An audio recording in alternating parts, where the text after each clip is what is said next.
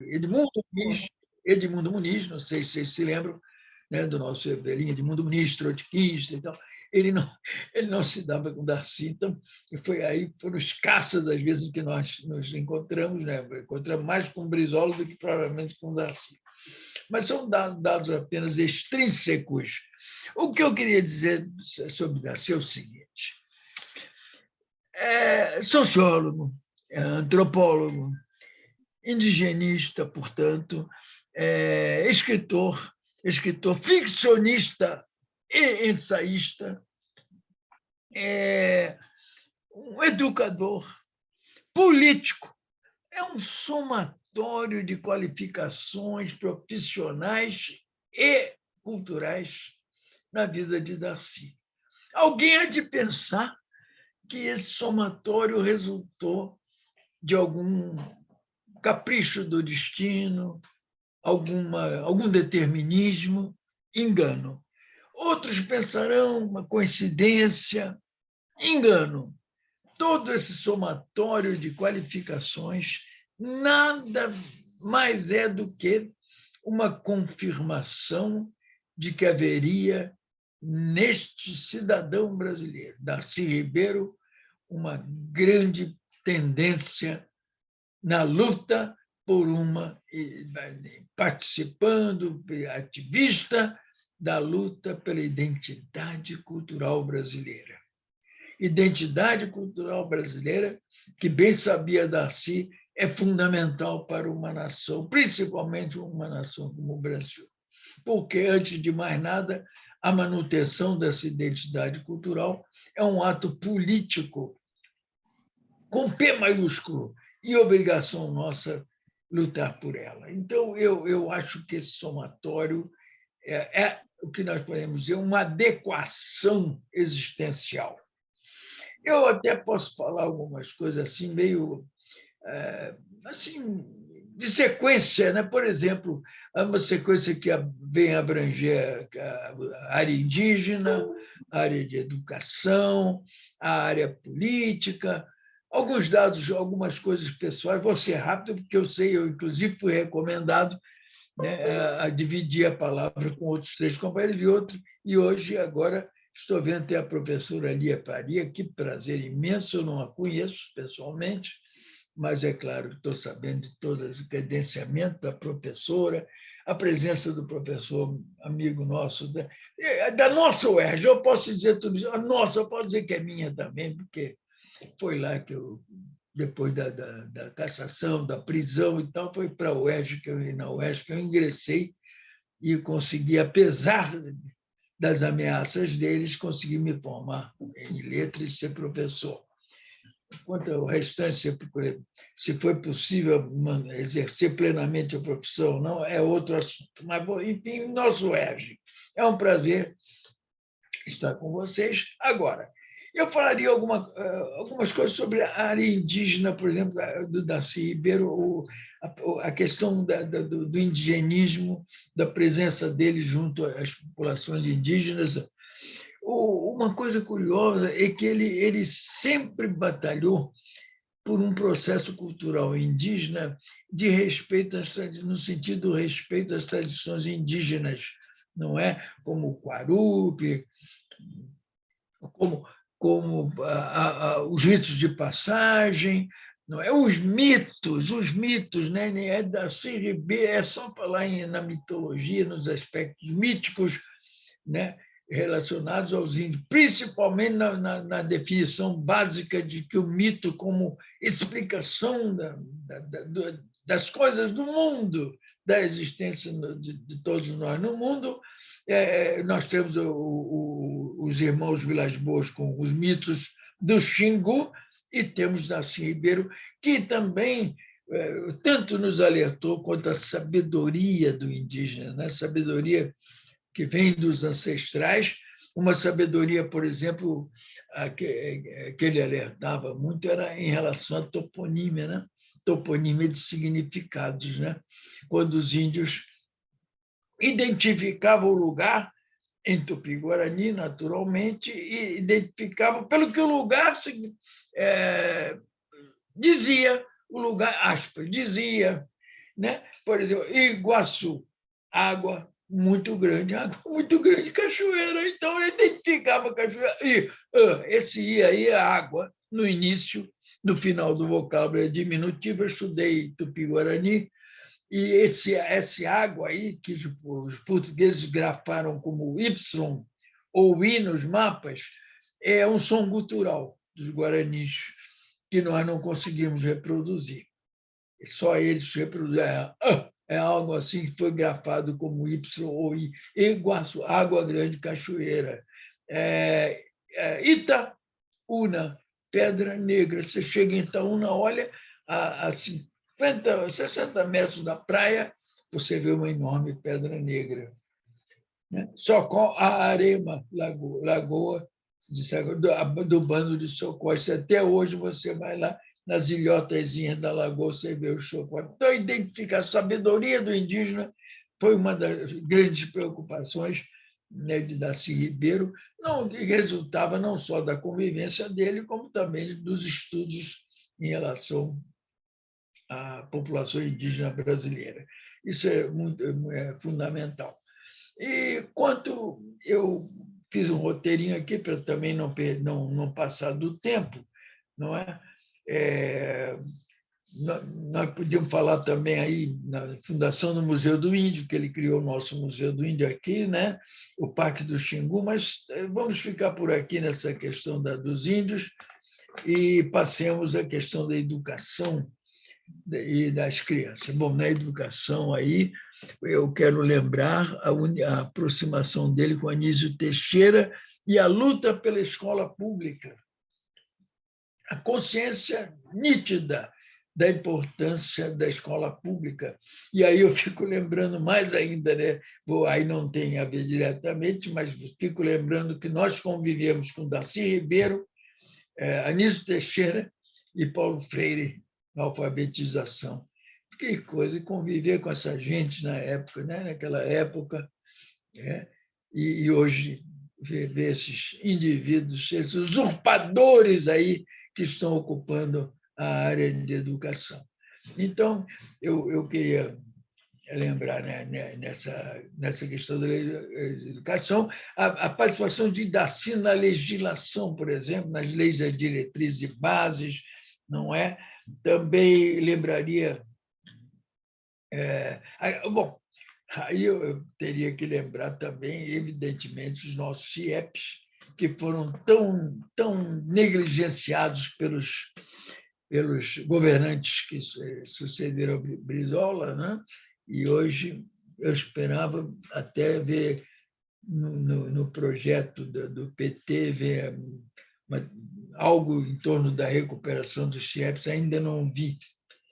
É bem verdade que, na época, nós não contávamos com partido nenhum, com boa vontade, ninguém em relação aos CIEPs, mas foram a inovação mais importante na área pedagógica, na área de ensino, né, que se fez naquela época e ao longo dos tempos. Também eu lembraria a Biblioteca Estadual do Rio de Janeiro, que Darcy criou, lembraria também a Universidade Norte Fluminense, não é? A Universidade de Brasília, onde ele foi reitor, enfim, um homem rigorosamente voltado para a educação. E uma coisa que eu não anotei aqui, mas deveria ter anotado, é a questão do sambódromo, também tão combatido, né, pelos outros partidos que se supunham aliados ao Fogo Amigo, foi intenso contra o sambódromo, não esquecendo que dezenas de salas de aula foram previstas por Darcy Ribeiro ali no sambódromo, para que durante o ano não ficasse aquela área, né, sem ocupação, sem nada. Então, eu acho que essa síntese que eu fiz muito rápida já dá uma ideia do Darcy Ribeiro e seu ciclo educacional, que vai se unir ao Darcy Ribeiro / quadro político. Como já falou o Fábio, ele foi chefe da Casa Civil, ministro da Educação com Jango, e ele foi, vocês todos sabem, caçado, exilado, e aproveitou o exílio no Uruguai e em outros países da América Latina para escrever alguns livros dele. Eu tenho até anotado quais foram os livros escritos no exterior, e é fundamental que a gente relembre, então, a sua união com Brizola. Quem fala em política e Darcy Ribeiro fala também, como eu disse há pouco, em Leonel de Moura Brizola. Então, a ênfase maior seria essa questão da escola pública, e tudo bem. Vamos passar a política propriamente dita, falei do Brizola. Agora, a questão do escritor. Essa questão do escritor é muito delicada, por um motivo. Ele foi, além de ensaísta, portanto, de uma literatura historicista, sociológica, descritiva, narrativa comum, ele era um ficcionista, portanto, com literariedade. Só que havia uma coisa com Darcy Ribeiro que eu acho que não existia nos outros escritores que eram ficcionistas e ensaístas. A literariedade caracteriza a obra literária. Você tem Maíra, tem uma série de obras dele que estariam com vínculo de literariedade e com suas características intrínsecas de literariedade. O ensaio, não. O ensaio tem compromisso com a historicidade, é outra com teses, com sociologia, etc, etc, etc. Pois bem, em Darcy Ribeiro acontecia o seguinte: você pega os livros dele, e eu os tenho em grande quantidade, e verifica que nos ensaios havia alguma literariedade, ele não perdia um certo estilo de escrita, uma estilística, algumas imagens, algum ritmo de pontuação, não é? Alguma seleção vocabular. Ele transportava essa literariedade, às vezes, para os ensaios. E, às vezes, na ficção, ele tinha um narrador intruso e algumas técnicas de escrita que eram bem-vindas, oriundas lá do ensaio. Então, é uma coisa muito interessante, muito curioso que isso acontecesse, né, na obra de Darcy Ribeiro. Eu tinha feito uma relação, mas vou destacar apenas alguns livros, que ele Entre Maíra, o Mula, Utopia Selvagem, Os Trancos e Barrancos. Então, eu vou selecionar o livro Testemunho, que é um livro onde ele retrata a própria vida intelectual, e destacar o livro que ele fez com a Berta Ribeiro, que eu conheci, que é uma notável indigenista, né? Que é o Suma Etnológica Brasileira, muito bom, e os diários índios, né? Em torno da tribo do Urubu Capô. Então, eu acho, destacando esses livros, eu acho que é uma ideia, né, conhecendo alguns desses, nessa diversificação temática e problemática, nós estamos conhecendo a obra de Darcy Ribeiro enquanto escritor, além de sua participação na fundação ou no apoio às casas como a Casa Laura Alvim, como a Casa França Brasil, etc, etc.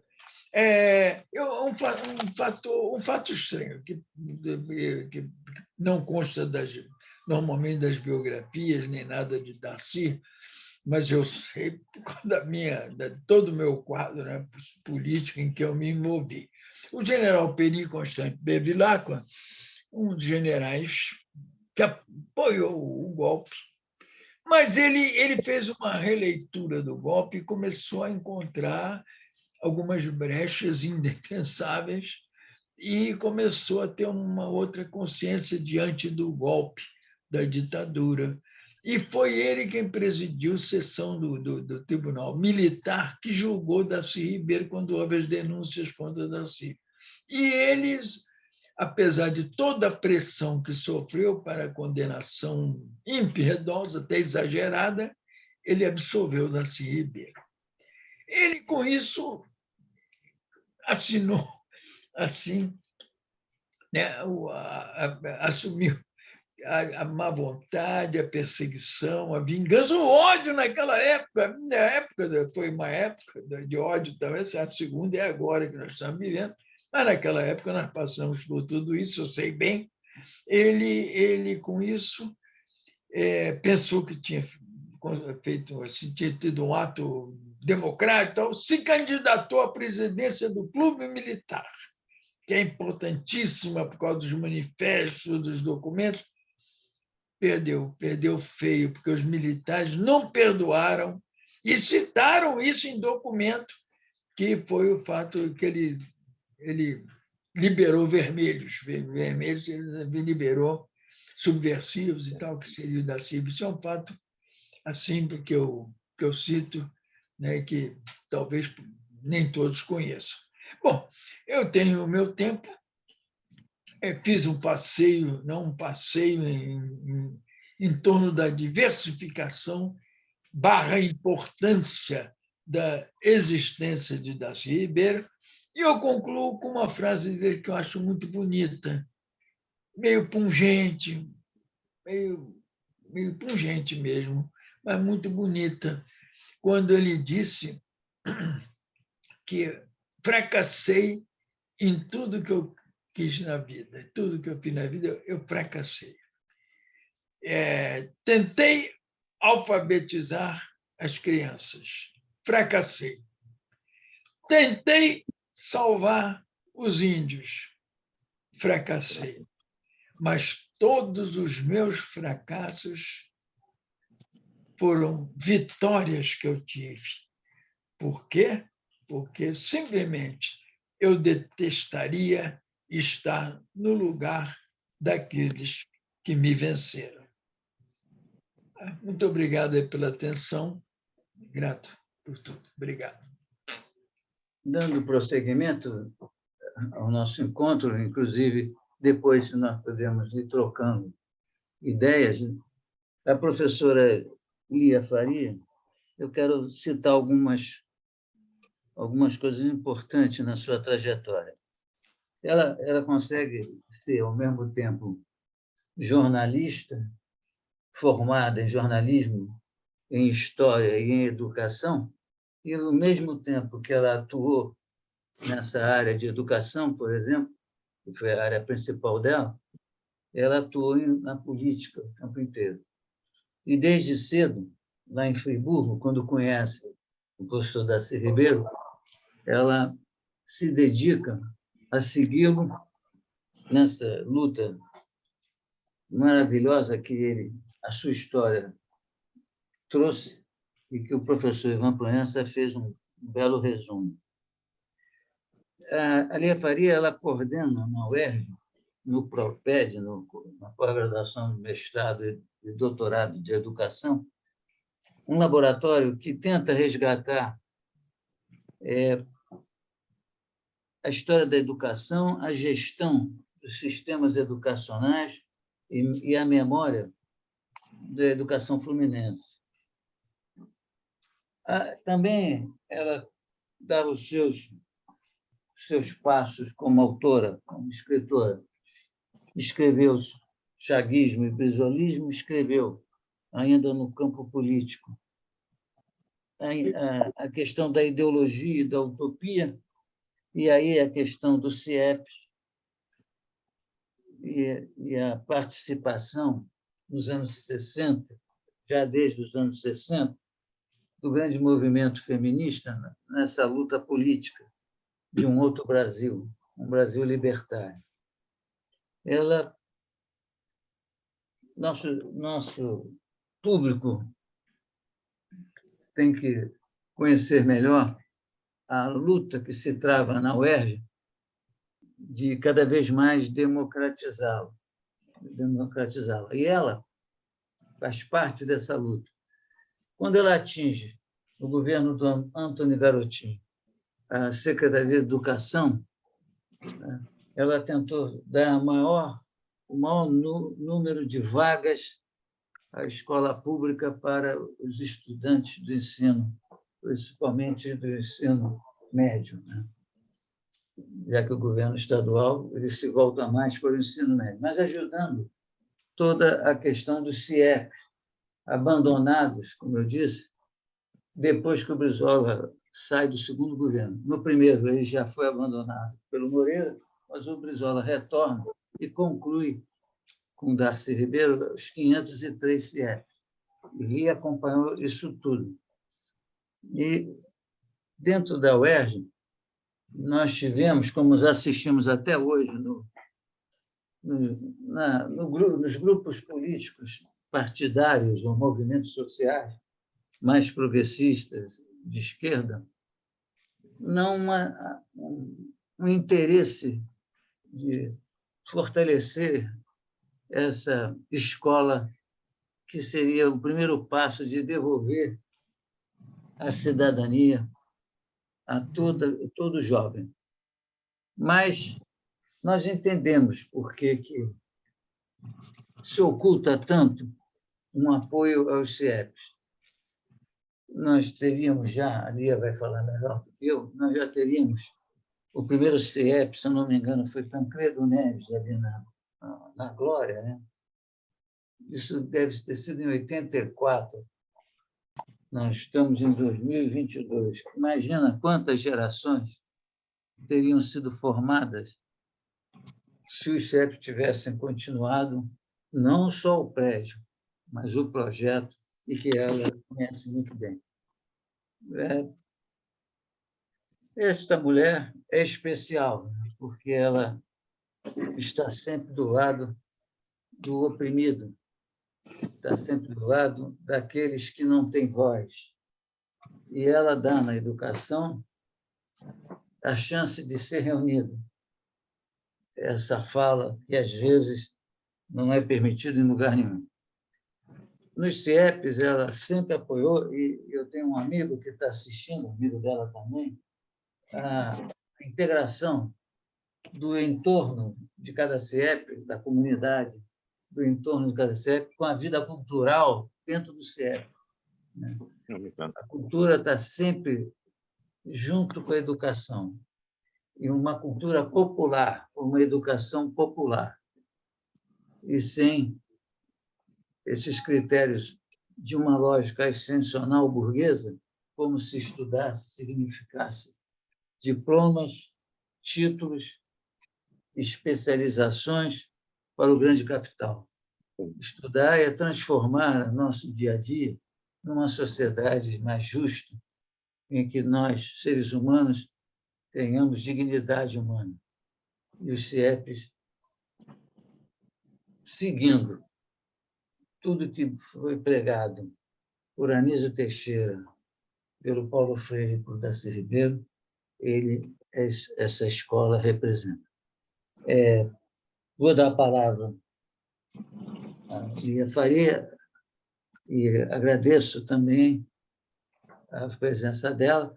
E, como disse o professor Ivan Proença, o nosso presidente da ABI, que está fazendo uma luta com todos nós, de recuperar essa entidade tão importante na vida política e cultural e do jornalismo brasileiro, ele não pôde, por um chamado inesperado.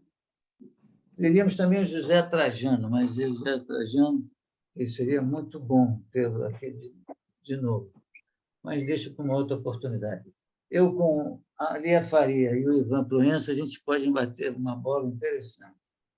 Lia, chegou a sua vez de mostrar esse amor por essa figura que nos amou tanto como brasileiros. É a sua vez. Vocês estão me ouvindo? Sim, e bem. Engraçado. Está ouvindo bem, né? Tá, agora sim. Ótimo. Bom, Fábio, primeiro eu quero agradecer, né, essas palavras maravilhosas, carinhosas. Nem sei se eu mereço tudo. Cumprimentar o Ivan Proença, o Gênesis, que está nos ouvindo, e dizer ao Ivan que ele que não me conhece, mas eu conhecia ele, que eu admirava já ele, entendeu? E professor Edmundo Muniz também, grande figura, A verdade é que nós podemos viver, nos 2 governos Brizola, momentos inesquecíveis, né?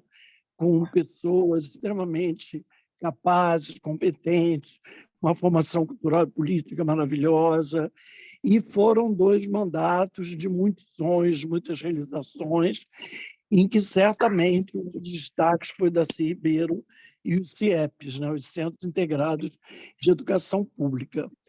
Eu quero trazer assim, alguns aspectos, algumas marcas da formação do Darcy Ribeiro. Né? Quer dizer, como é que esse homem ele vai ser formado, ele vai ser constituído, né? E eu acho assim, tem 2 mulheres que foram extremamente importantes na vida do Darcy. Uma que o Ivan já citou, que foi a Berta Ribeiro, que foi esposa dele, né, por mais tempo. Eu acredito assim, foi o grande amor da vida do Darcy. Ele e ela tiveram câncer, né? E ele sabia que ele ia morrer primeiro que ela, e ele teve uma grande preocupação de deixar tudo estruturado do ponto de vista financeiro, para que não faltasse nada à Berta, né? Então, isso demonstra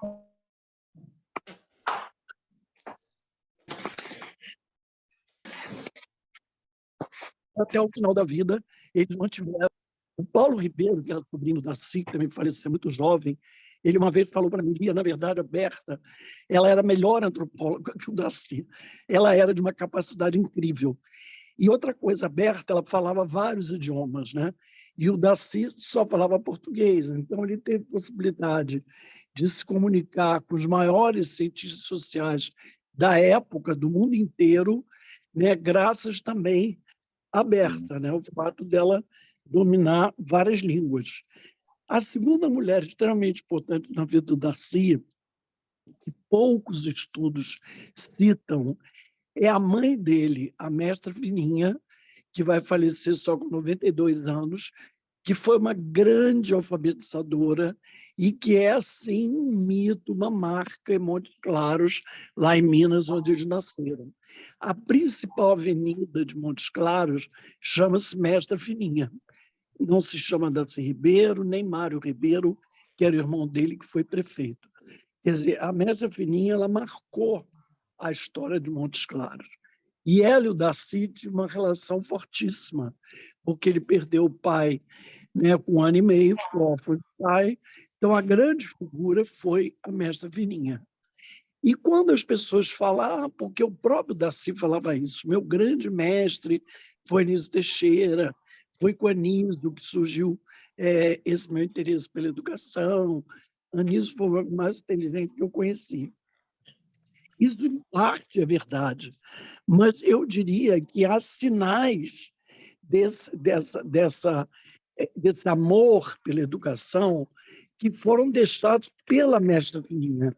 Porque o Darcy também, muitas vezes, dizia assim, quando eu era jovem, quando eu era, às vezes, até menino, adolescente, eu via minha mãe em casa, dando aula, alfabetizando, ensinando as crianças a ler e escrever, e eu mesmo pegava na mão dos alunos dela para ensinar eles a escrever as primeiras letras. Eu acho que se ele tem essa memória, né, desse período dele com a mãe, dentro de casa, alfabetizando, é lógico que ele levou essa marca a vida inteira. Então, além de Anísio, né, eu acho que Mestra Fininha tem um papel nessa inclinação do Darcy pela educação. E ele era preocupadíssimo com a alfabetização. Quando ele vai construir os CIEPs, implementar os CIEPs, ele o tempo todo dizia, nada é mais importante do que a alfabetização. Temos que ser capazes de alfabetizar as crianças, temos que ser capazes de construir escolas públicas que, de fato, alfabetizem as crianças. Então, eu acho que é uma junção aí entre Mestra Fininha e Anísio, nesse educador, né, que o Darcy Ribeiro vai se formar no que tange à educação, né, básica, a escola pública, porque ele foi também um grande semeador, um grande construtor de universidades. Ele saiu espalhando universidades pela América Latina inteira e contribuindo na Venezuela, no Chile, no Uruguai, até na Argélia. E depois, aqui no Brasil, o grande sonho dele, que era a UNB, a Universidade de Brasília, e depois, com o Brizola, ele vai fazer o REIF, que é a Universidade do Estado do Norte Fluminense. Então, esse aspecto ligado às universidades também é um traço forte, né, desses pavimentos, dessas peles do Darcy Ribeiro. Outro aspecto interessante, né, eu acho que carrega duas marcas muito poderosas. Uma que o Ivan falou bastante, que é essa dos indígenas, é o indigenista.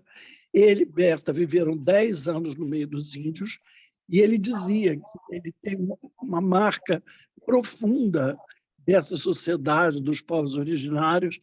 Ele repetiu várias vezes: eu nunca vi um índio bater numa índia. Eu nunca vi um pai e uma mãe indígenas bater num filho. Então, essa relação de harmonia, de amor, de equilíbrio, de não violência que marcava os povos originários, fascinava o Darcy.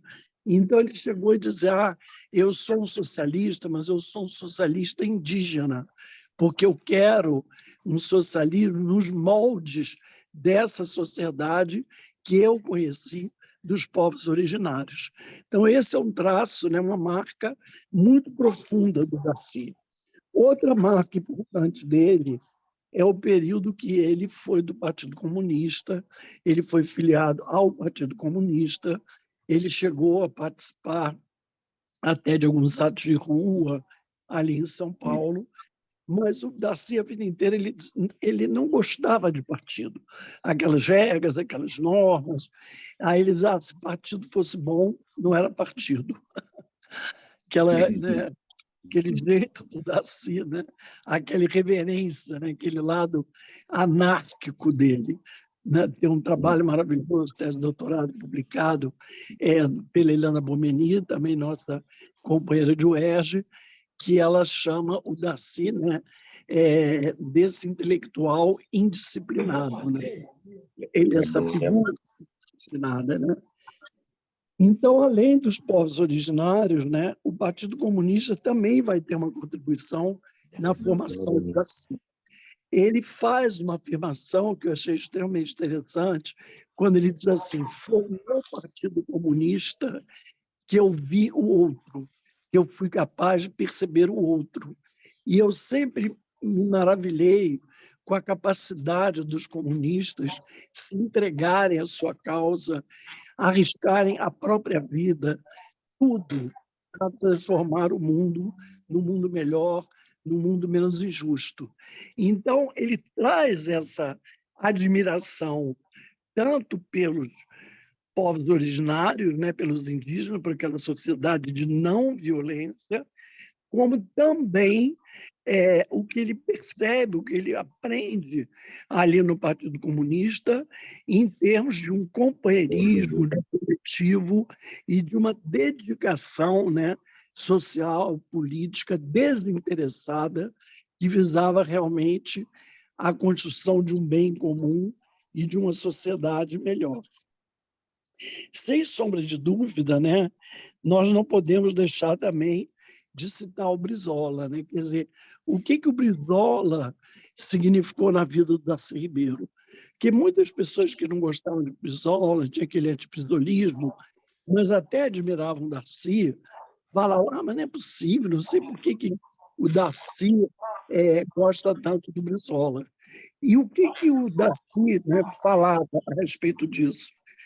Ele diz: olha, o Brizola é o estadista que me permitiu realizar o grande sonho da minha vida, né? Que é essa última pele, essa minha pele de educador, né? De oferecer essa escola pública honesta, como ele dizia, essa escola pública para todos.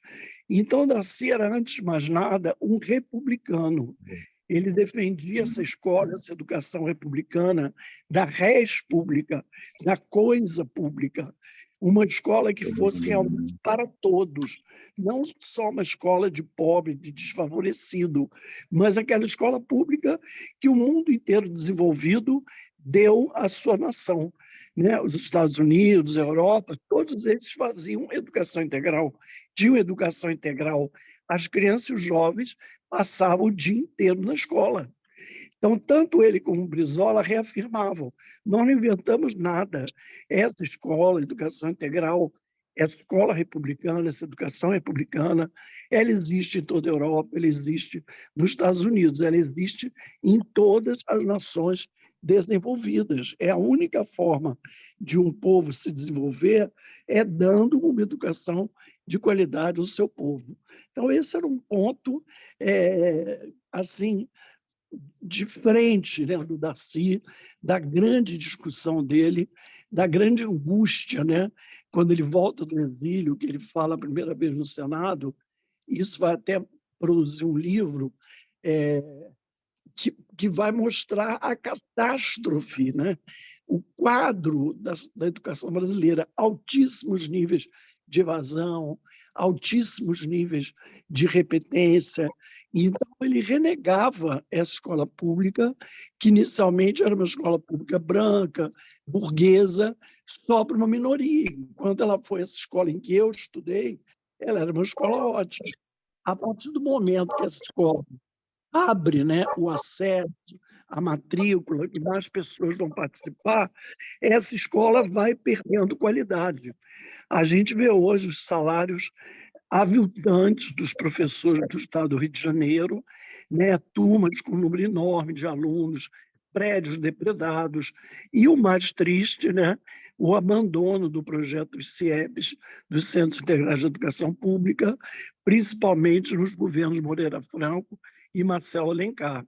Houve, assim, um objetivo claro de destruir esse projeto, no sentido de que ele tinha uma grande identificação com Brizola.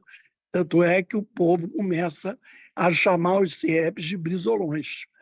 Alguns até exigem que, na fachada dos colégios, esteja escrito CIEP Brizolão no nome da escola. Então, essa marca muito forte do PDT, do Brizolão, que vai ficar no CIEP, ela atiça, né, uma verdadeira fúria dessas classes médias, a burguesia da classe dominante, que jamais desejou que o povo tivesse uma educação de qualidade. Então, por um lado, você tem essa classe dominante que o Darcy dizia que a classe dominante no Brasil era a classe dominante mais perversa que ele conheceu na vida dele, que ele andava o mundo todo e que no mundo todo ele via esforços, né, como uma Fundação Ford, uma Fundação Gulbenkian, e tentar elevar o povo com vários projetos. E que no Brasil não.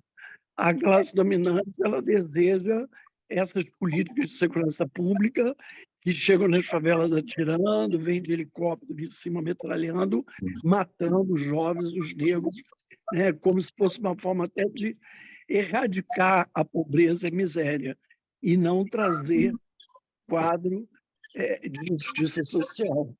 Então, esse livro, inclusive, que eu falei, que vai ser publicado quando ele volta do exílio, o título é Nossa Escola é uma Calamidade, da editora Salamandra.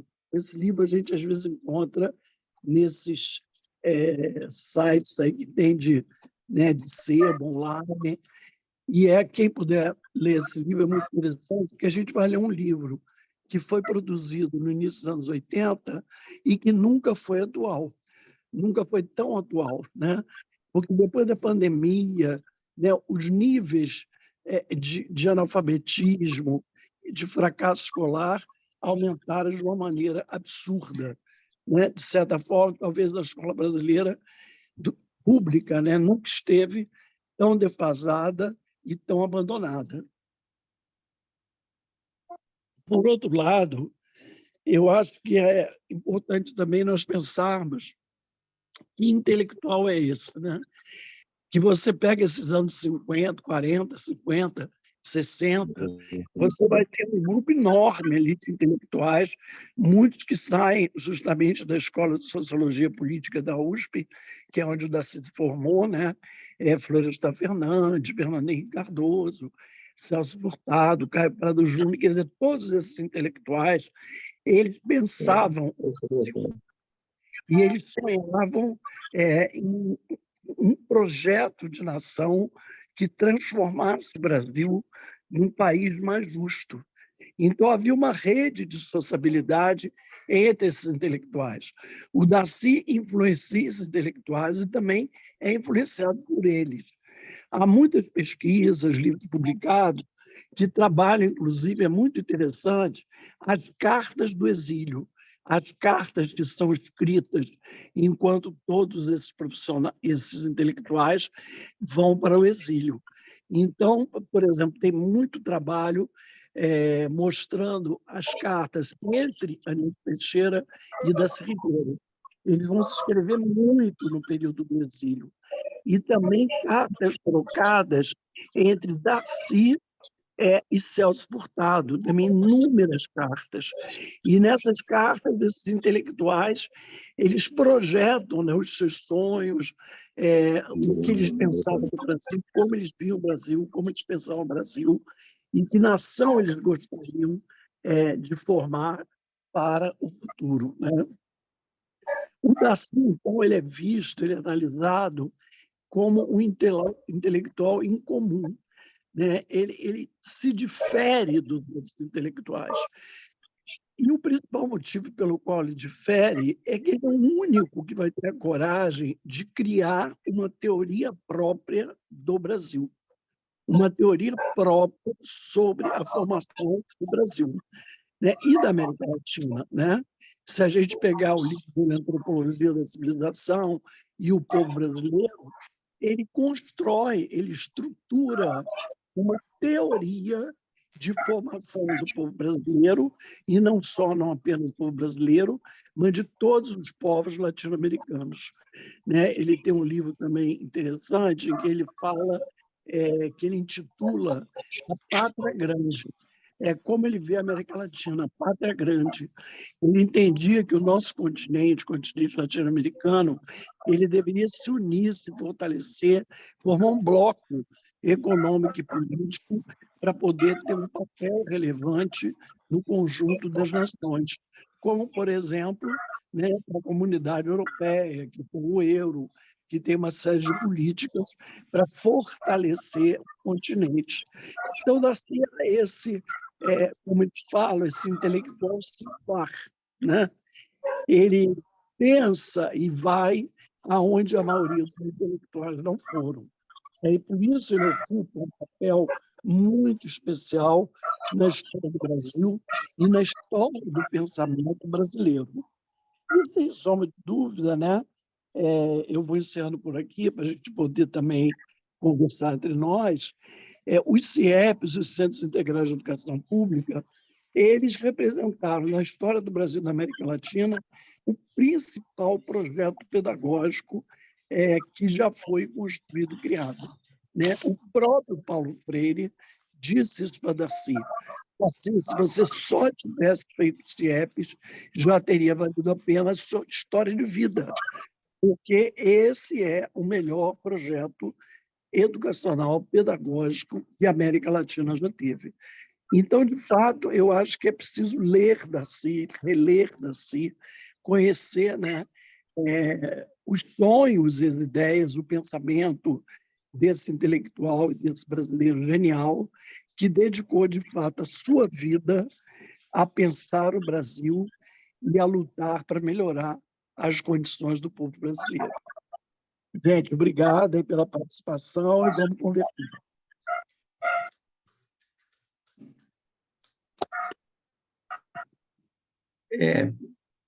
A gente pode começar a tocar em algumas questões que já foram ditas por vocês dois. Eu vejo um preconceito como dizia o Nelson Rodrigues, um narciso às avessas.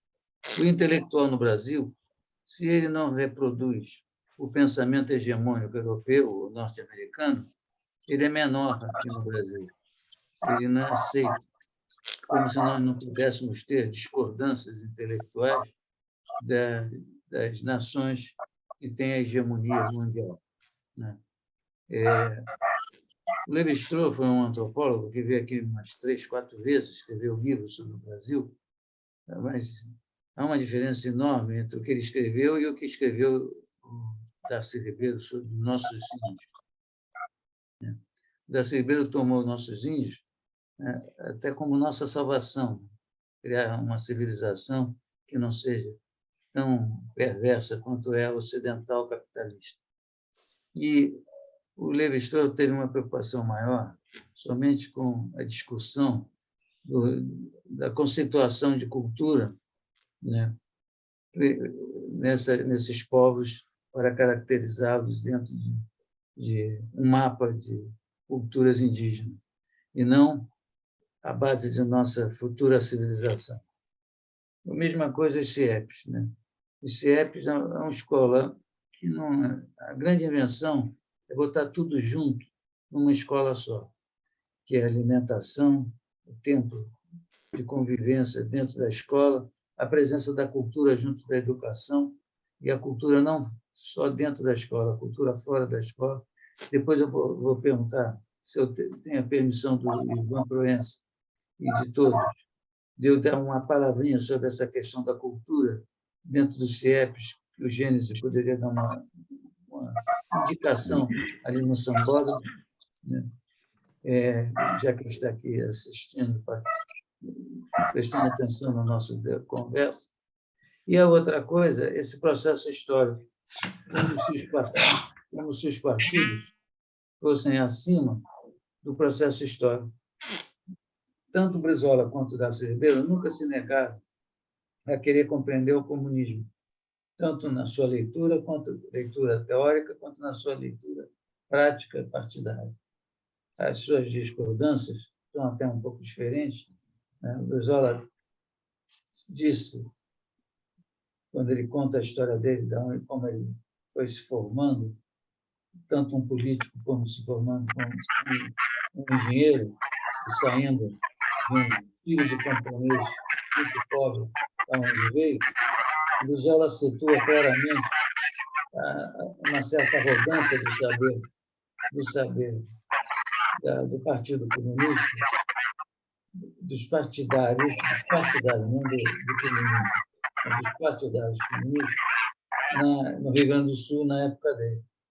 O Darcy Ribeiro também vai se chocar, né, com essa arrogância intelectual, como se eles fossem os únicos que desenvolveram, através do pensamento marxista, um caminho revolucionário. E não percebem que a própria fonte deles, que é o Karl Marx, aprendeu com o processo histórico, ao compreendê-lo, não inventá-lo. Não é o Marx que inventou o processo histórico, é o Marx que aprendeu a ler o processo histórico. Os partidos têm que saber ler o processo histórico e não acharem que um autor tal, ou um movimento tal, é superior a todos os momentos que nós estamos tentando edificar uma convivência social menos excludente, menos repressiva, menos exploradora. E a outra provocação que eu quero fazer a esses dois, e depois até pedir uma colaboração do gênero, é que o conceito de cultura e de educação é que foi muito bem discutido pelo Darcy e pelo Brizola. Eu lá no LER, quando eu vou lá assistir os encontros que tem lá, quando eu ia promove, eu tenho aprendido muito. Assisti uma professora, que é a doutoranda lá, levar um trabalho que prova que embolou os CIEPs a priori, quer dizer, o tipo de escola, foi o Leonel de Moura Brizola. Ao contrário do que as pessoas pensam, quando dizem como é que o Darcy se dá com o Brizola. Só pode ser o Darcy que enxerga essa luz que o Brizola deu após o retorno do seu exílio, a como enfrentar os 15 anos que ele perdeu lá fora em relação ao processo histórico brasileiro. E ele, provando isso, quando sentiu o seu exílio interno, seu silenciamento, seu embarreiramento, seu espiral do silêncio que a mídia e o regime político pós-militar causou ao Brizola, e o isolamento que os antigos companheiros fizeram para com ele, prova que o Brizola não se negou ao processo histórico. Foi apoiar o Lula o tempo que foi.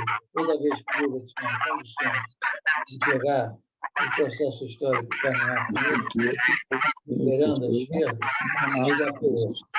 Mas o grande movimento que o Brizola instaurou já no retorno, que é através da educação pública, de altíssima qualidade, não técnica, mas uma qualidade da vida prática, humana, do convívio humano, da cultura, como prática do mundo, o Brizola não assistiu tantos parceiros para prosseguimento. Concordo com a Lia, que a Anísia Teixeira, Paulo Freire, ajudaram também o Darcy, mas talvez Darcy conheceu em outros educadores, a forma dele, e outros educadores, o caminho. Isso aqui, O que é uma educação, o que é cultura. E, às vezes, por um processo teorizante bastante formalista, nós ficamos sem pegar a concretude da cultura na vida social. Eu queria que vocês dessem uma palavrinha sobre isso. Não é à toa que Darcy foi tratado como um utópico,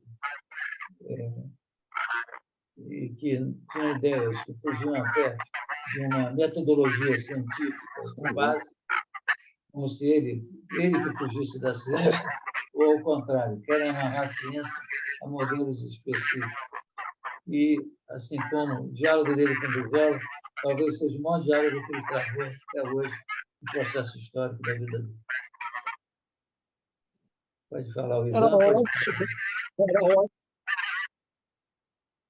Que o Gênesis foi animador cultural, né? Tem um conhecimento profundo dessa partitura, como ela foi construída e implantada no CIEP. Durante a tua fala, Fábio, houve uma interferência o tempo todo da tua fala. Aparece um nome aqui, Gênesis, né? Genúncio, sei lá, Genúncio, um nome aqui, uma coisa, interferindo o tempo todo na fala do Fábio. Eu ouvi o início. Já está aberto. O início, viu? Quando a gente, quando nós está falando, tem microfone. Quem é que está com o microfone aberto? Acho que o do Gênesis está aberto. Gênesis. Agora, o Gênesis poderia falar agora sobre animação cultural. O tempo todo, eu só ouvi o início da fala do Fábio. Posso dizer alguma coisa, mas eu também estou sofrendo a interferência. Eu também estou sofrendo a interferência. Eu não consigo ler direito. Gênesis. Eu acho que o microfone dele está aberto. Mas é o que esse Gênesis? O Gênesis trabalha na área cultural. Cultural. Hein? Mas ele trabalha na área cultural, ele veio assistir, mas eu acho que está tendo algum problema na captação dele. Dá para você desligar aí o seu microfone agora, gente? Vê se você não está com o microfone aberto. Está interferindo muito. O Marcelo, dá para você bloquear? Agora eu acho que parou. Não, voltou. Cara, tem que desligar o microfone, esse Gênesis. Ele perturbou o tempo todo, eu só ouvi o início do Fábio.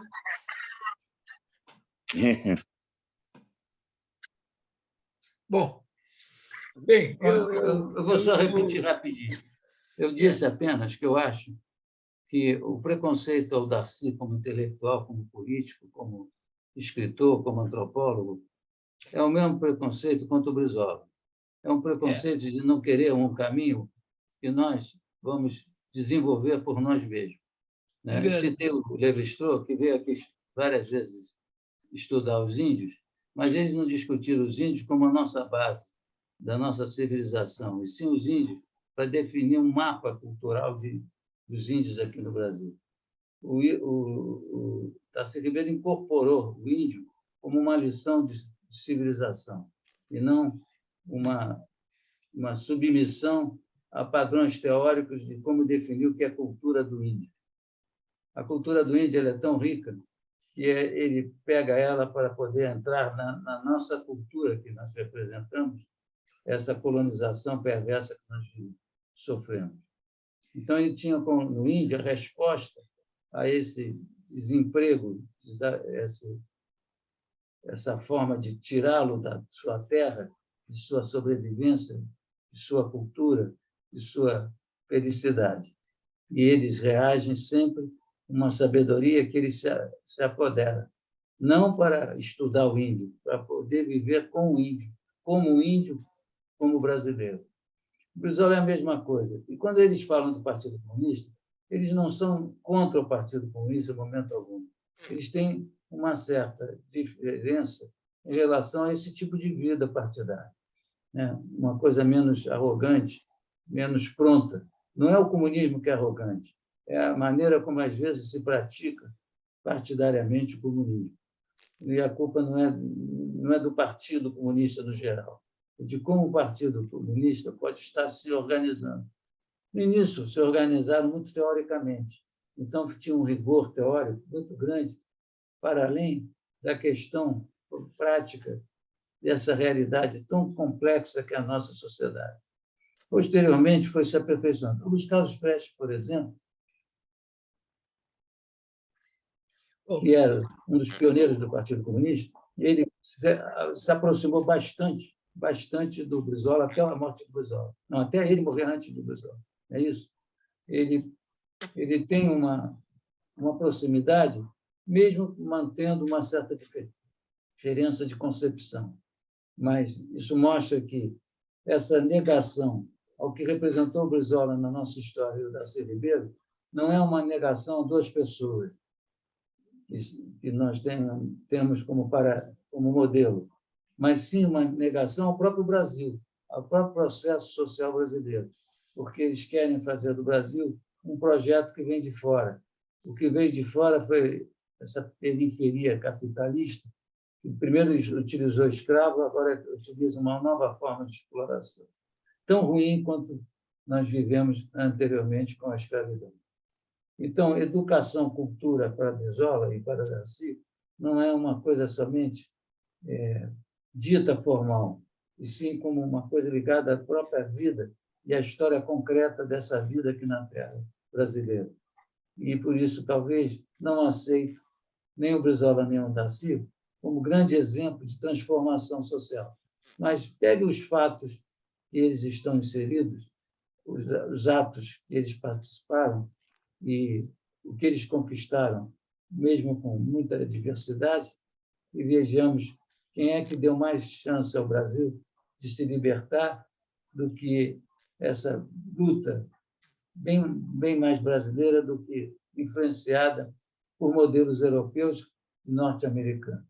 É mais ou menos por aí que eu estou querendo entender essa negação que tem até hoje os CIEPs, o Brizola como liderança política nacional, uma liderança internacional mundial, porque todos nós sabemos da sua anterioridade, até mesmo a Fidel Castro aqui na América, continente americano, América Central, né? E nós também temos aqui o exemplo do Darcy Ribeiro como um tipo de intelectual que é visto mais como um toque do que, na verdade, o que ele foi, bem brasileiro, bem próximo à realidade brasileira. Era isso que eu provoquei. E quando eu falei do Gênesis, por isso que estava dando interferência, ele deve ter aberto o microfone e ficou confuso, é que o Gênesis trabalhou anos no primeiro CIEP, no CIEP que o Ivan Proença citou, que é o sambódromo. O sambódromo é uma resposta linda, né? Aquele monta e desmonta para agradar a mídia, um desfile de escola de samba, né? E torna-se ainda um espetáculo oriundo de uma cultura negra, afro-brasileira, mas que vai servir também para a formação do cidadão brasileiro através da escola durante o ano inteiro, tanto com a suplência quanto com a regularidade do ensino primário, fundamental e médio. Agora pode falar. Ivana. Fábio, eu ouvi o início da sua fala, ouvi toda a fala da professora Lia. Vou falar rápido, né? O que eu posso acrescentar é o seguinte: eu estou fazendo 92 anos e, na verdade, a minha geração passou por etapas muito contraditórias, e não eram contradições dialéticas, não, eram contradições do dia a dia do ser humano, do cotidiano. Por exemplo, comunismo e Brizola. O Partidão malhava Brizola permanentemente, Caudilho, o Partidão criticou muito o Brizola até respondeu, o Brizola disse, olha, eu fui a algumas reuniões do partido, eu me interessei, mas na quarta reunião eu vi que quando eu chegava lá, estava tudo resolvido, eu não tinha nada o que fazer mais lá. Brincando, naturalmente, ele fez uma piadinha, mas era mais ou menos por aí. Agora, enfim, eu notava também, além de toda uma carga política envolvendo esse problema contra o Brizola, dos comunistas, havia o ser humano. O ser humano é o ser humano. Ele é ciumento. Por ser ser humano, havia um ciúme, no sentido de que líder só podia ser o Luiz Carlos Prestes. E Brizola estava ganhando uma liderança, assim, uma força de líder política que incomodava. Então, havia muito isso também. Eles faziam uma contraposição com Prestes muito intensa, o que nunca passou por nossa cabeça, uma coisa completamente diferente e tal. Agora, essa questão e o Darcy Ribeiro, ele também, eu acho que Brizola e Darcy, os dois, ambos, embora tenham temperamentos um pouco distintos, não se adaptariam à disciplina necessária para o enquadramento num partido político assim. Acho que não, mas isso é uma suposição, etc, etc. Agora, eu queria tocar num assunto rapidinho que a Lia levantou, muito importante, a professora Lia lembrou, a questão da cultura popular. Minha geração também passou por dois problemas sérios. Primeiro, letras, o preconceito em relação às conquistas modernas na literatura, a velha exaltação do ars gratia artis, aquele negócio que tem em cima do leão da metro, né? O leão da metro sorridente, ars gratia artis, aquilo era uma arte de entretenimento. Até hoje, isso está vingando a ponto de coordenadores do maior concurso literário do Brasil estão prevendo agora prêmio para literatura de entretenimento. Quer dizer, a coisa da ars gratia artis vem nos perseguindo há muito tempo, né? Que a literatura tem um fim em si mesma, esse absurdo que não tem, quando a literatura tem uma função social, sim, é um somatório de significados, não é ciência, é ideologia, somatório de significados. Mas o outro problema que nós sofremos é a questão do regionalismo, que Darcy Ribeiro enxergava longe, essa questão era cultura popular e regionalismo. É preciso manter a cultura popular como identidade cultural. A cultura do povo pertence intensamente à ideia de cultura brasileira, a cultura popular, porque eu passei por isso na época, o I Love You, você ganhava a mocinha. Se você dissesse, eu amo você, perdia a namorada. Coisas desse gênero, assim, estou exagerando de propósito, uma rendição. Quer dizer, e a cultura popular é tida como cultura do caipira, cultura a ser desprezada. O cordel vai no dicionário, você vê o que quer dizer cordel. É como coisa inculta, despreparada, uma coisa menor.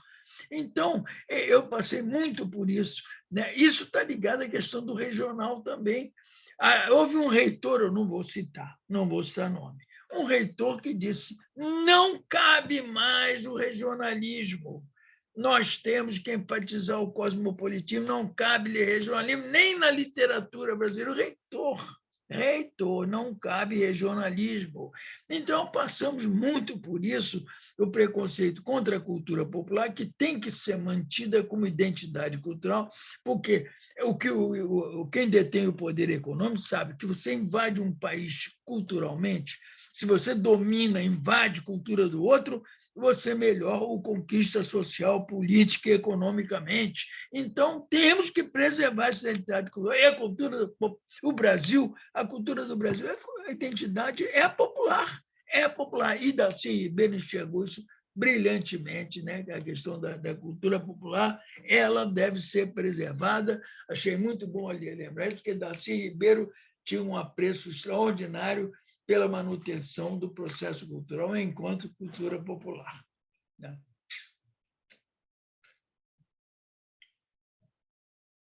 Lia, faça o seu comentário, depois vamos ouvir o Gênese falar da experiência dele no CIEP.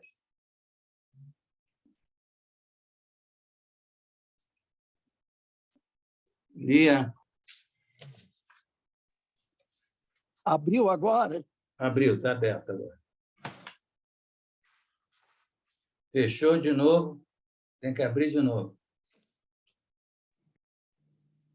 Agora abriu. Abriu. Fala, por exemplo, todo o conteúdo programático, nas discussões das equipes, para escrever, né, o projeto pedagógico, havia uma preocupação muito grande com a nossa identidade. Né? Quer dizer, qual é a identidade do brasileiro? Quais são os traços que marcam a nossa brasilidade, a indianidade, a negritude? Então, o tempo todo, isso perpassava o CIEP como um todo. Né? Do mesmo jeito que a gente levava uma orquestra sinfônica, um museu, a ideia da animação cultural foi essa, trazer para dentro de cada CIEP 3 animadores culturais que trouxessem, inclusive, aquela cultura daquela comunidade. Então, o regionalismo, né, a cultura popular da periferia, né, tudo, hip-hop, funk, quer dizer, que expressões culturais são essas, sem menosprezar e sem né, dizer essa é melhor, aquela é pior, essa tem mais valor, essa tem menos valor. Né? Tem um livro muito interessante do Alfredo Bose, que é a Dialética da Colonização, e mostra, né, como esses impérios coloniais eles vão desfazendo da identidade dos povos que eles colonizam e negando o seu pertencimento, né? Negando as suas raízes. Então, essa era uma preocupação permanente dentro dos CIEPs de todas as equipes. Né? E eu nunca vi isso em nenhum outro programa pedagógico no Brasil, e mais de 50 anos que eu sou educadora, professora de sala de aula, eu só vi esses projetos, a transdisciplinaridade, a interdisciplinaridade, um monte de coisa que se fala hoje, nós já falávamos, discutimos e escrevíamos nos nossos projetos nos anos 80. Muita coisa que eu só estou vendo agora no século XXI. E muitas dessas ideias que estão aí hoje vieram dos CIEPs, se inspiraram nos CIEPs, e, lamentavelmente, muitos nem citam as fontes de onde eles estão trazendo essas ideias.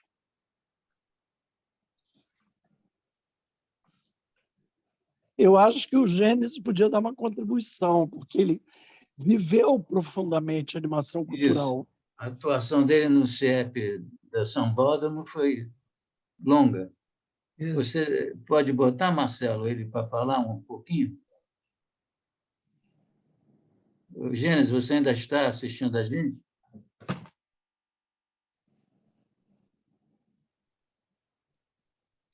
Para localizar o Ivan Proença, o Gênesis veio para assistir, mas, como a Lia citou, o que ele mais praticou no CIEP a gente queria aproveitar e botá-lo para falar, mas ele saiu de Inclusive, ele tem uma tese, um doutorado, ele foi isso. me orientando no doutorado, em que essa tese, justamente, ele vai falar sobre o CIEP Avenida dos Desfiles, que é o Sambódromo, onde ali é criado, inclusive, o Centro Cultural, né? E essa tese dele está disponibilizada em PDF no Proped, o Programa de Pós-Graduação em Educação da UERJ. Quem quiser, tiver interesse em acessar e ler, a tese está lá disponível.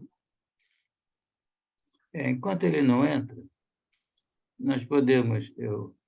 Eu fiquei muito feliz da fala, tanto sua quanto do Ivan Proença, de não ter medo, e a gente não tem que ter esse medo, de defender aqueles que contribuíram concretamente na política, na educação, na cultura, para esses que são tratados como intocáveis, né?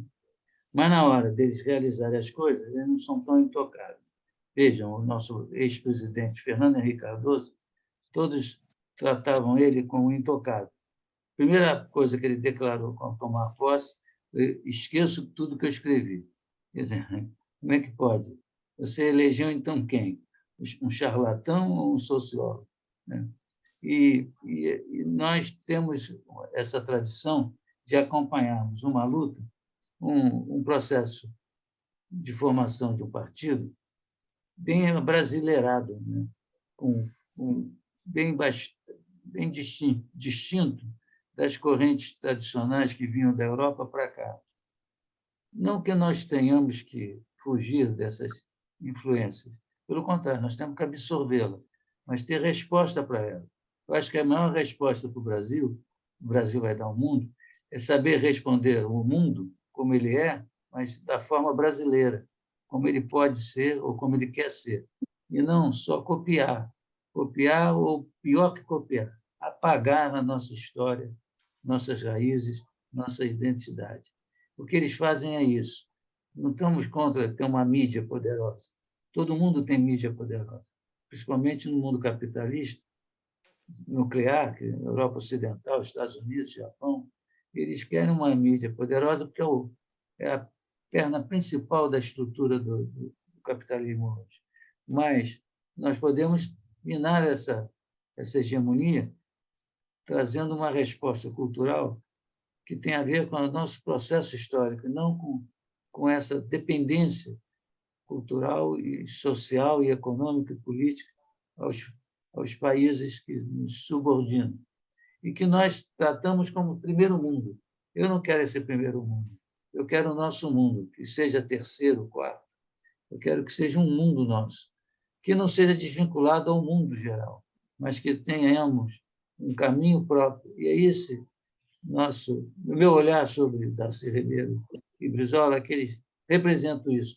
Como é o caso aqui do Ivan Proença, tanto tempo eu admiro na luta que ele tem o tempo todo, não só como militar, como professor, num país que nenhum militar ganhou uma lavagem cerebral pela Escola das Américas, hoje militar só pode ser aderente ao modelo colonialista, e ali como professor de português e literatura, resistente o tempo todo a fazer o aluno não ficar atrasado o mundo de hoje, mas não perder o mundo de antes, que vem sendo constituído pelo povo brasileiro.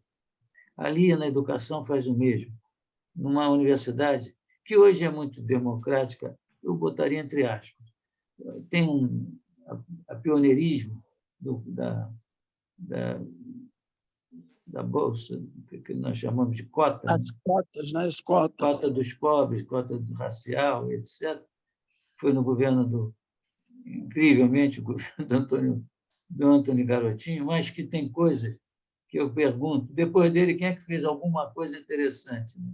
Mesmo com as loucuras que ele cometeu, ele deixou alguns exemplos que ele tentou rastrear, mal e porcamente, mas conseguiu rastrear algumas lições getulistas na questão de fazer o povo comer, quem não tem condições de comer, chamado... Na verdade, né, Fábio, é que o Garotinho, durante muito tempo, ele foi do PDT, ele se elegeu como governador do PDT. Isso, aí Inclusive, ele depois... tem uma grande admiração pelo Darcy Ribeiro, né? Então, Isso, eu acho que muitas coisas boas e positivas que o Garotinho fez, que não podem ser negadas, como você acabou de mostrar, elas são originárias do trabalhismo histórico do PDT, partido ao qual ele pertenceu, né? é, E, inclusive, ele fez um esforço para recuperar os CIEPs durante o governo dele, né? E trabalhou até com a Fundar, a Fundação Darcy Ribeiro. Então, eu acho que são esses exemplos, né? E a gente vê hoje aí o Ivan com 90 anos ainda lutando, né? Eu acho que essa luta é uma luta que nos une várias gerações em prol, né, de um Brasil melhor, de diminuir essa desigualdade absurda que está aí, né, milhões de pessoas passando fome na miséria, milhões de desempregados, né, quer dizer, aquele livro lá, Nossa Escola é uma Calamidade, continua atualíssimo. Agora, eu recomendo, quem ainda não assistiu, que é imperdível, é o último filme do Zelito Viana, Da Terra dos Índios aos Índios Sem Terra, que é simplesmente maravilhoso, que é uma entrevista enorme que o Zelito Viana fez em 1977 com Darcy, e nesse período aí da pandemia, ele reencontrou essa entrevista transcrita no computador dele. Ele não achou mais o vídeo, porque ele disse que teve 2 incêndios no acervo dele e perdeu muita coisa. Mas tinha a transcrição da entrevista. E ele faz esse filme belíssimo, que é todo falado pelo Marcos Palmeiro, filho dele, que está maravilhoso no papel, com música do Gilberto Gismonti e as fotos maravilhosas cedidas pelo Sebastião Salgado. O filme é um primor. E ele traz todas essas discussões que a gente está tendo, principalmente dessa grande influência dos povos originários na formação do Darcy. É um filme que todo brasileiro tinha obrigação de assistir, Da Terra dos Índios aos Índios Sem Terra, do Zelito Viana. é. E esse, o Zelito Viana está identificado com todo um trabalho da Organizações Globo, mas ele não foge de dar suas contribuições, mesmo tendo que trabalhar, né, talvez, na maior fonte da sociedade do espetáculo, que é a Organização Globo.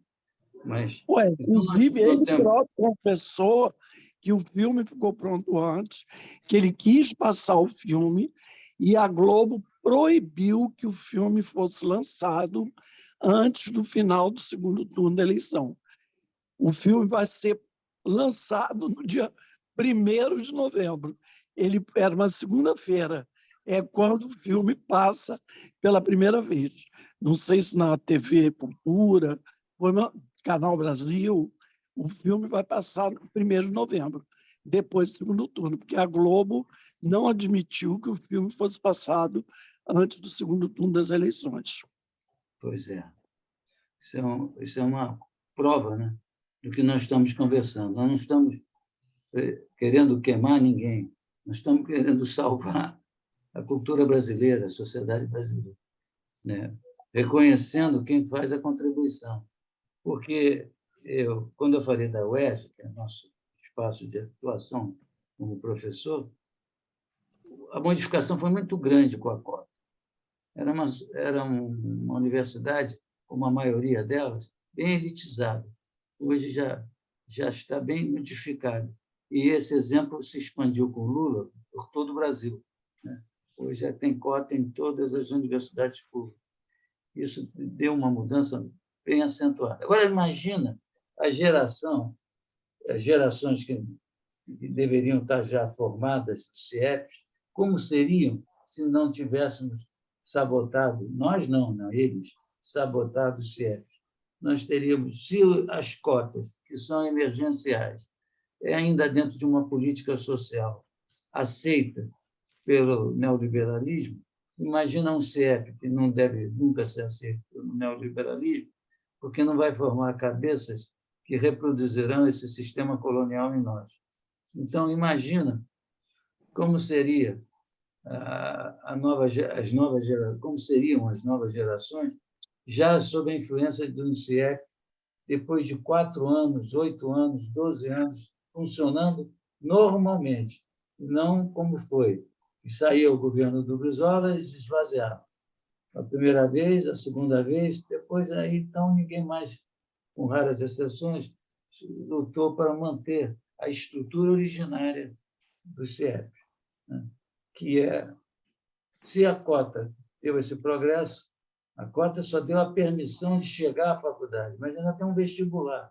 Eu acho que a gente, o dia que tivermos sem vestibular, a chance de todos estudarem em escolas de qualidade para a vida social, com educação e cultura se articulando para a identidade nacional, eu tenho certeza que mudaríamos muito. E não teria, mesmo que tivesse uma organização Globo negando um filme no momento exato, né? Ao contrário, esse filme tinha que passar antes, para a gente não votar errado, né? Mas nós teríamos gerações que perceberiam que essa proibição é até a chance da gente votar em quem eles querem impedir, e não ao contrário, ficarmos sempre acreditando que as notícias e os programas que eles produzem como espetáculo são realmente a realidade brasileira. Fábio, eu acho que o Gênesis não conseguiu voltar, que ele está em Paraty e lá recebeu É complicado. Então, vou deixar com vocês dois o desfecho do nosso encontro.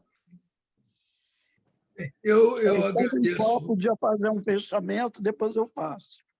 Eu agradeço, né, a presença de vocês, mas agradeço mais ainda porque cada vez que eu tenho assim contato com pessoas como o Fábio e hoje com a professora Lia, a gente, aquela velha história, né? É chavão, mas é verdade. A gente vai aprendendo, né? Somando ideias, e isso nos engrandece, acho eu. Então, eu agradeço o convívio.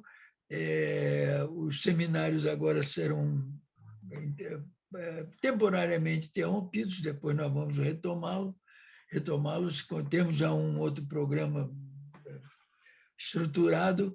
Então, eu me despeço, eu tenho outra live agora às 5 horas, às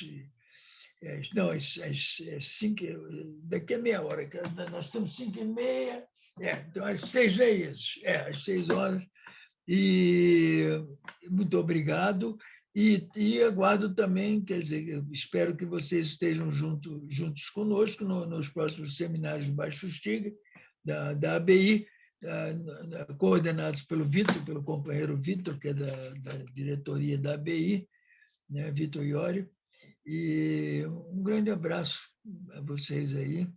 Muito obrigado, muito obrigado, muito obrigado. Eu também, como professor Ivan, principalmente quero agradecer, né, porque nesse país de tanta mediocridade, a gente tem espaços, né, de livre pensamento, de inteligência, isso faz muita falta. E, como ele mesmo disse, a gente está sempre aprendendo, né? Ressignificando nossas verdades, e eu quero muito também participar dos próximos seminários, agradecer muito a Belinho, o Vitor, o Fábio, podem contar comigo para colaborar. Eu acredito que a gente tem que ter muitos espaços de pensamento, de reflexão, né? Um dos livros que eu mais gosto do Darcy é O Brasil como Problema, né? Ou seja, pensar o Brasil. Que país é esse? O que nós somos? O que é ser brasileiro, né? Eu acho que essas discussões ajudam a fortalecer a nossa própria brasilidade e abrir espaços na BI, como sempre houve, para discussões políticas, para discussões da área cultural, trazer uma vez realmente o Gênesis, que eu acho que ele pode dar uma grande contribuição, e dizer que foi muito agradável estar aqui essa tarde com vocês, com o professor Ivan, com o Fábio, e que eu estou aí sempre pronta a estar com vocês e a colaborar, né? Foi muito bom também estar aqui rememorando Darcy, esse intelectual da utopia, e o que mais me fica do Darcy era o amor que ele tinha pela vida, a vontade imensa que ele tinha de viver, né? Eu conheci poucas pessoas que tivessem tanta vontade de viver como Darcy Ribeiro.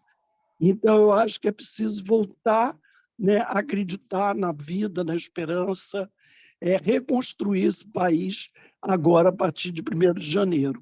Muito obrigada.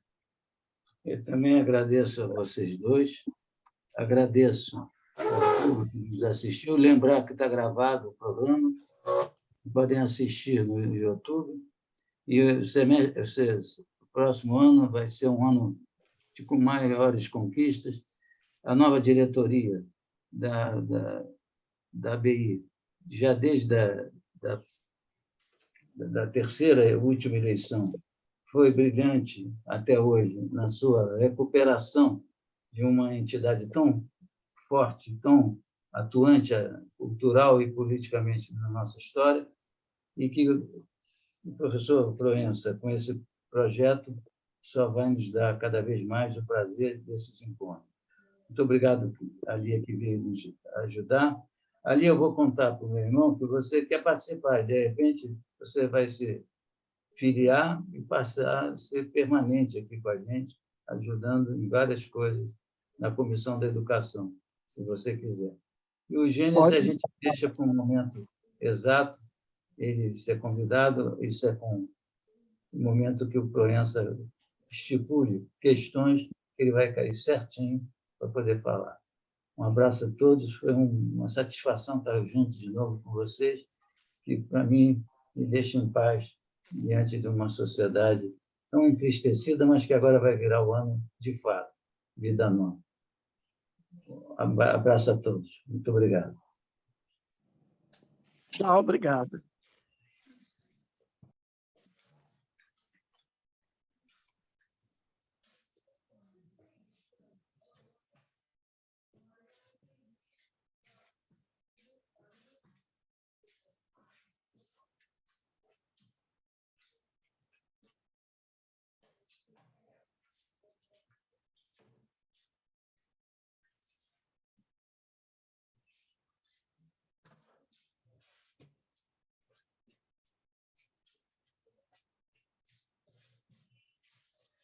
Acabou, hein?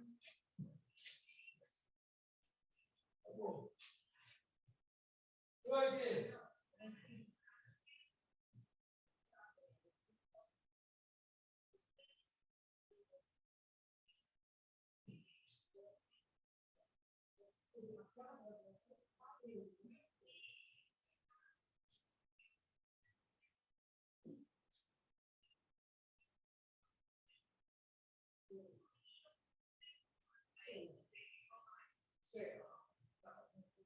Informar, mas fiquei preocupado, porque